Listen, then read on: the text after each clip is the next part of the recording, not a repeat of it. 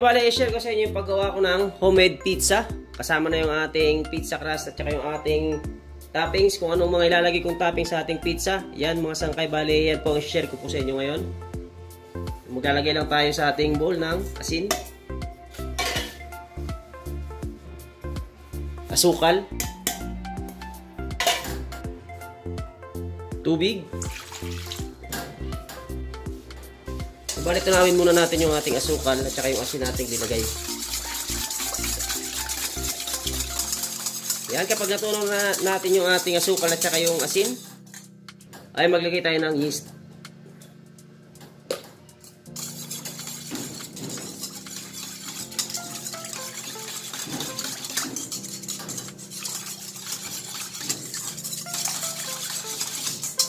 At next nating ilalagay ay mantika.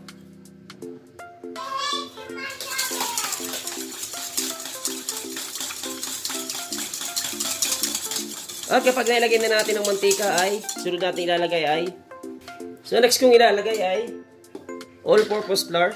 Yan, balik kalahating kilo yung ating gagamitin. Balik gagawa tayo ng 2 bilog. Yan, balik bubuuhin lang natin itong ating minamasa. Hindi tayo gagamit ng makina mga sangkaya. Mano-mano yung ating pagmasa ng ating pizza crust. So yan, balik buuhin muna natin to. Itong ating pizza crust. So hindi pa po nakapag-subscribe dyan or kapapanood pa lamang po ng aking video ay paki-like at share naman ng ating video. At syempre, paki-subscribe na rin po kung kayo pa hindi pa nakapag-subscribe bilang suporta po sa aking channel.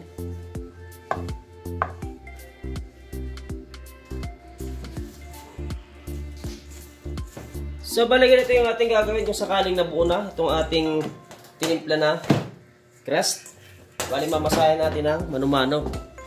Manual process. So, ganyan yung ating gagawin mga sangkay para medyo kuminis. Hindi sobrang kinis ha. Masahin lang natin ng mga ilang minutes. Medyo pakainisin lang natin yung ating crust. So ganito lang ang aking proseso ng pagmamasa nito mga sangkay. Yan, didiinan nyo lang sa lamesa. Medyo may percent din para mas mabilis nyo mapakinis ang inyong crust.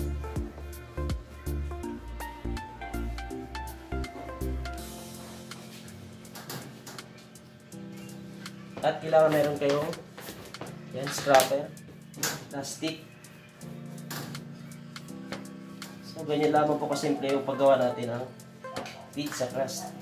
Kailangan ng inyong masa ay malambot para pag pinorman yung bilog ang inyong crust ay hindi kayo mahihirapan. At maglagay lang tayo ng konting mantika para hindi masyadong madikit sa ating kamay itong ating pinamasa. Ngunit ko mga sangkay kahit hindi sobrang kinis ng ating binamasa ha. Hindi natin kailangan pakinisin masyado.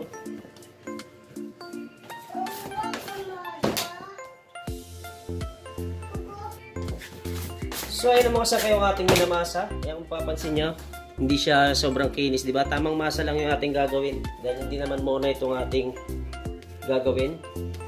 So ayan, bali rest muna natin itong ating dough or ating crust na gagawin. Yan, lagyan natin ng konting mantika yung ating bowl para hindi dumikit dito yung ating minasa.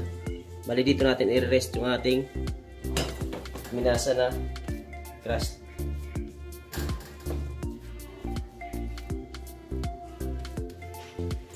So yan, bali rest muna natin ng ilang minuto bago natin formahin yung ating crust.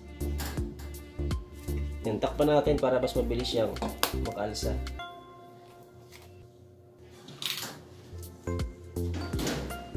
Okay, ngayon yung ating crust na pinaalsa or de-rest. Bali, mapapansin nyo, nag-double in size na yung ating crust. Ngayon, ay sisimulan na po natin ang paggawa ng ating crust.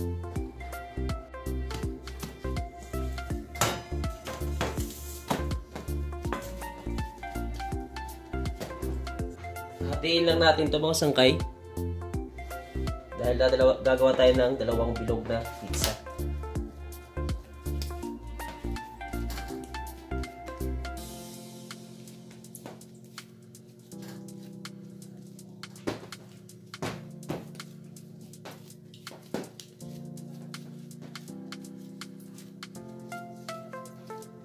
gagamit tayo ng rolling pin. At maglalagay tayo ng harina sa lamesa para hindi dumikit yung ating crust.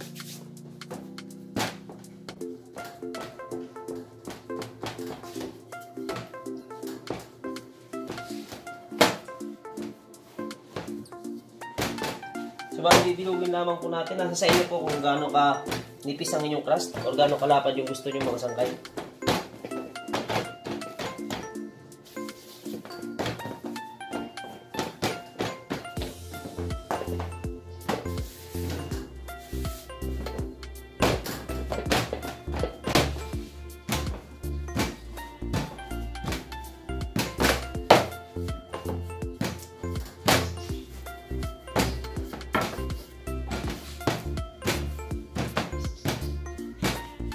So, bali dito lang natin lulutuin sa ating tray.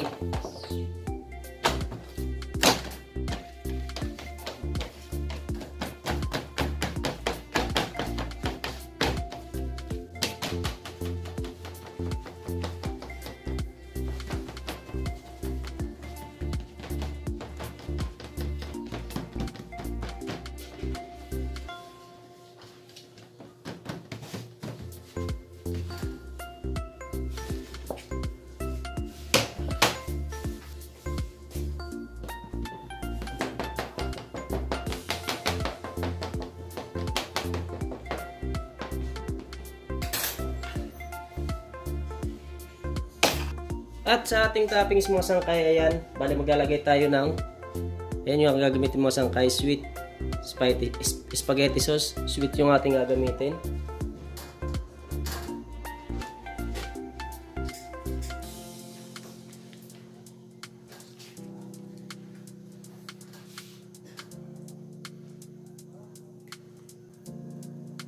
Bali yung ating gagawin toppings nga pala mga sangkay is nasa sa inyo po kung anong toppings yung bet nyo or anong gusto nyo ilagay sa ibabaw ng inyong pizza.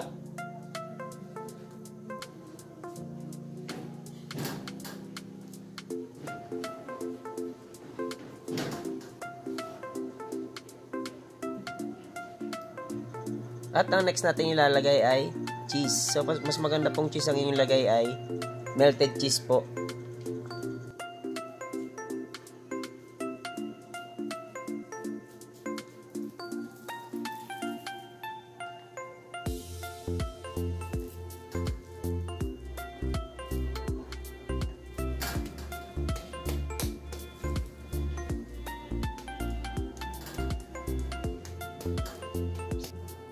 At sunod kong ilalagay ay ham.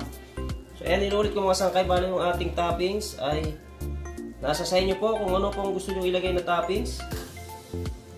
Kung anong paborito nyong toppings nakalagay sa pizza. Bali ang ham po na yan, bago ko ilagay, pinakuluan ko po muna.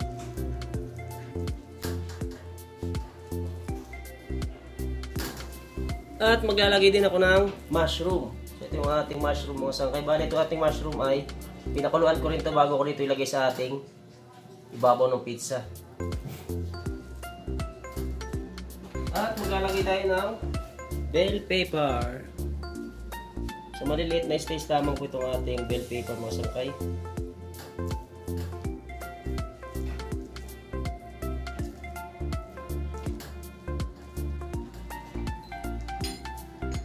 At onion.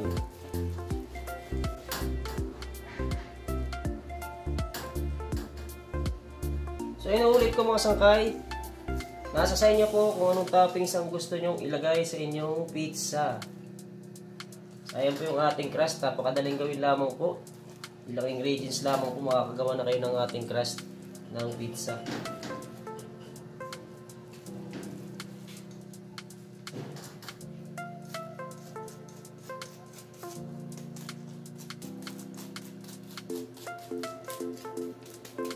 At ngayon ay isasalang na natin yung ating pizza pagkatapos natin malagyan ng toppings.